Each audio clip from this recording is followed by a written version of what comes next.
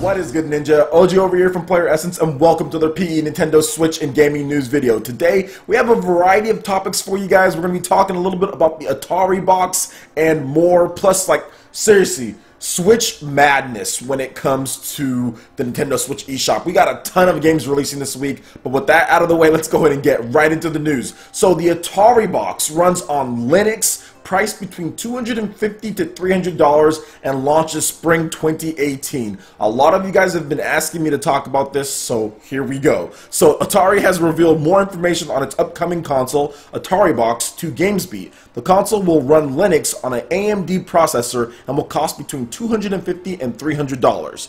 The Ataribox creator, general manager, Fergal Mac said that Atari will start a crowdfunding campaign on Indiegogo this fall, and the Ataribox will launch in spring 2018. The console will have an AMD custom processor with Radeon graphics. It will run Linux with a custom interface for TVs. It is designed to run PC games as well, but is also capable of streaming, running apps, browsing the web, and playing music. It will be able to run games that a mid-range PC can run today. However, it won't be able to run AAA games that require high-end PC. People who are used to the flexibility of a PC, but most connected TV devices have closed systems and content stores, said Mac. We wanted to create a killer TV product where people can game, stream, and browse with as much freedom as possible, including accessing pre-owned games from other content providers. I will point you guys in the direction of a video from Spawnwave. He actually talked about this quite a bit, and he actually knows what he's talking about when it comes to things like this, when it comes to graphics and what it can play, and I'm pretty sure he's going to have a lot more to say on the matter, so please make sure you check out Spawnwave's video. I'll have that linked in the description below, or if I forget, you can just look up Spawnwave and you can find his channel, and you can just look up Atari and you'll see what I'm talking about, because he did discuss this. He had a nice video on it the other day. Now, getting into my own opinion on this is definitely not for me at this point in my life. Now, this would have been cool maybe back in the day, I'm not really sure, but as of right now, I don't want an all-you-can-do PC low mid-range box that's connected to my TV. There's no point in me having that. I don't even have the time to even enjoy all the content that they're talking about, especially with all the other systems that I have. I already have a streaming box, which is the Xbox One, which plays most of the third-party games, and a lot of the games that come out on PC also come out on Xbox One, and to me it's really easy to stream. Obviously it's a closed box and not open like he says, but I'm not really looking to get a bunch of PC stuff and access old used games. So I think that there's a market for this thing, but the market just isn't for me at this point, especially someone who likes having a system that I can take anywhere. I love the 3DS. That's one of my favorite systems of all time when it comes to Nintendo content, and when it comes to just games in general. Some of my favorite games of all time are on the 3DS. I love the Nintendo Switch. I can take that little device anywhere I want, in addition to playing it on my TV. So this device isn't for me, but I can see where some people, especially hardcore Atari fans, which there still are apparently these people around, maybe this is for them. Maybe this is for people who like PC and flexibility and like tinkering with their systems, maybe some homebrew stuff or whatever the case is. It runs Linux, so maybe people who are into that will like this, but yeah, man, not necessarily for me. And like I said, there's other options out there for me that are better if I wanted to play the PC type of games and stuff like that. Xbox One pretty much gets all of that, and on top of that, they're very cheap. All you have to do is wait a couple months and you get the games for cheaper. Injustice, for example, Injustice 2, that game is $29.99 at this point. It just came out. Prey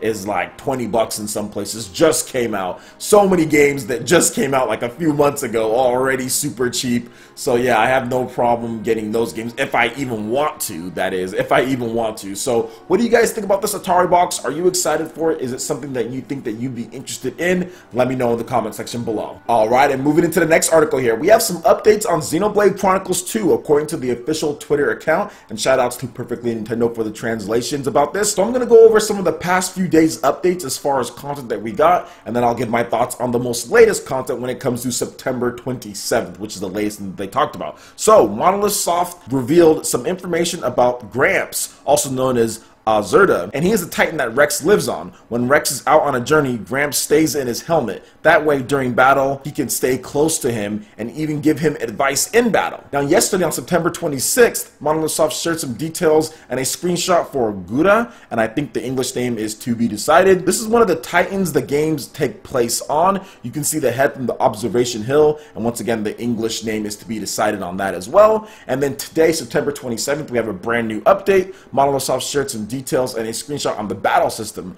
During battle, there's a stream of light connecting the blade and the driver. It's called the Bond, Kizuna in Japanese. This link shows the strength being transferred from the blade to the driver. It looks like various things will happen depending on the color and length of the bond, but that's something that will be detailed later. So very in-depth when it comes to things. So not only will you have all the different drivers and blades that you can pick from that can affect your attack, that can affect what specials you can do or what arts you can use, attack power, range, and all that, but also the link that you have between them, the length that you have, and the color of that. So that's going to be interesting how you increase that. Is that going to be something like affinity, to where the more you talk to the person, the more you battle with them, the stronger that bond gets, therefore that gives you access to higher abilities, gives you more power, more magic, whatever the case is, defense abilities. There is a lot of stuff that they're just really layering on. At first, I thought that was it as far as the content in Xenoblade Chronicles when it comes to the battle system. We do have the drivers, we have the blades, and then we have the attacks that they do, and then we have the manipulators when it comes to weapons or offense or defense or any type of items that you can equip to that. But there's even more with this whole bond system. So Xenoblade Chronicles 2 is looking absolutely phenomenal. Like I've said many times before,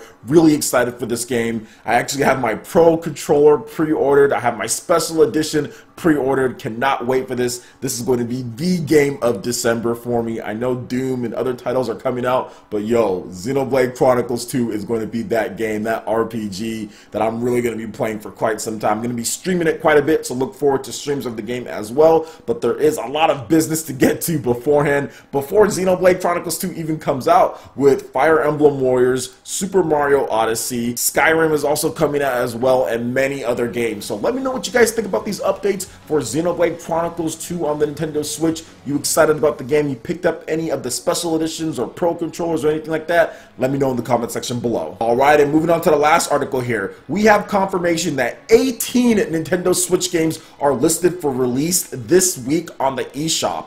Earth Atlantis, Pankapu, Binaries, Tower of Babel, and more. And this is probably unprecedented when it comes to new game releases on a Nintendo platform in 1 week. 18 games. 18 games. Like, don't ever say that there's droughts anymore, because while a lot of these games are indie titles, we did get a lot of bigger titles the previous week with stuff like Pokken Tournament, Dragon Ball Xenoverse, we got Lego Worlds, and more. So it's a combination as far as September goes of bigger titles in addition to indie titles as well. So let's go ahead and go over this list first. So the big one is Golf Story, then Picross S, Sinmore EX, FIFA 18, which is another big title, Demo, One Piece Unlimited World Red Deluxe Edition, which is also a mid-range to big title as well, Arcade Archives Mario Bros, Conga Master Party, Sparkle 2, Physical Contact Picture Place, Butcher, previously listed for Europe, now confirms North America as well, Inversus Deluxe, Astro Bears Party, Brave Dungeon plus Dark Witch Story Combat. Now, if that was not enough, another 4 games are being listed on Nintendo's website for release on Thursday. Earth Atlantis for $14.99, Pankapu for $11.99, which actually looks really delightful, by the way, guys. Binaries for $12.99, and Tower of Babel for $9.99. So there are quite a bit of games, and if you want to know more information on those 4 games that I talked about at the end there, which Pankapu was looking really good, by the way, check out the link in the description below. But 18 games, a lot of them being indies, some of them being major as well, with FIFA 18, One Piece Unlimited World Red Deluxe Edition, which does run at 1080p 60 frames per second. So that's actually a big bump over the Nintendo Wii U version, which ran at 30 frames per second. So if you're looking for that extra boost, in addition to all the DLC, then there you go. You got One Piece Unlimited World Red. It's a brawling type of game. I actually played it back on the Wii U. I did a video on it as well. So yeah, man, a lot of great stuff to pick up this week. What are you guys going to be picking up I'm looking at Golf Story, seeing if I can get a review code for that game so I can play it for you guys.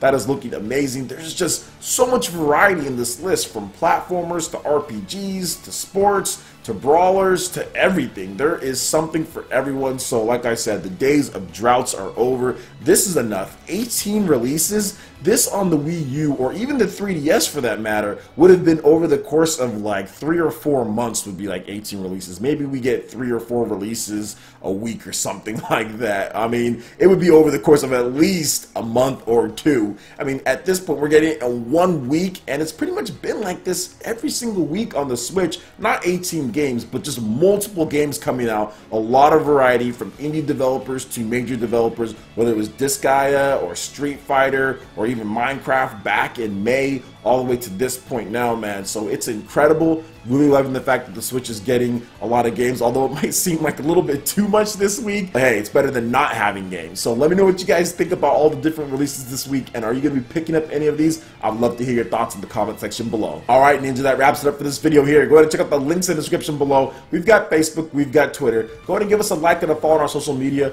Really helps us spread the content of PlayerEssence across the interwebs, in addition to YouTube. Also, make sure you check out our Patreon page. Pledge any tier, be entered to win some awesome prizes each month. In addition to that, we have Discord voice chat and $10 prize eShop tournaments for Mario Kart 8 Deluxe, Splatoon 2, and more. So support PE Live and PE Arena right here on PlayerEssence. Also, make sure you hit that like button if you did like this video. Lets me know you guys want more content like this going forward in the future. And subscribe to PlayerEssence for the latest Japanese, Nintendo, and RPG gaming news. Thank you so much for watching. I will catch you, Ninja, for the next video.